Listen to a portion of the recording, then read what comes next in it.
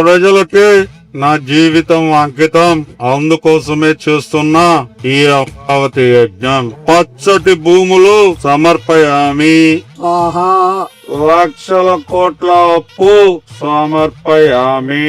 స్వాహా సీమ ప్రజల కలలు పెండింగ్ ప్రాజెక్టులు సమర్పయామి. స్వాహా ఉత్తరాంధ్ర నీటి ప్రాజెక్టులు సమర్పయామి.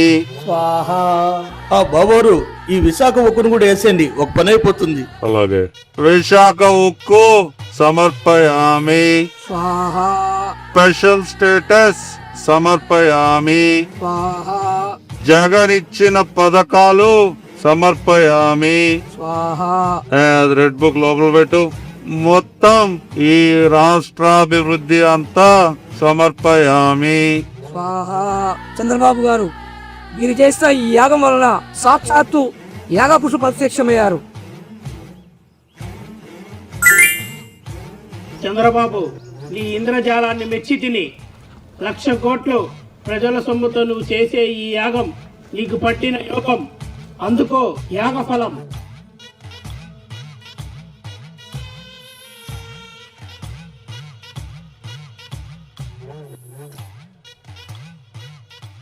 జై జయం చంద్రబాబు.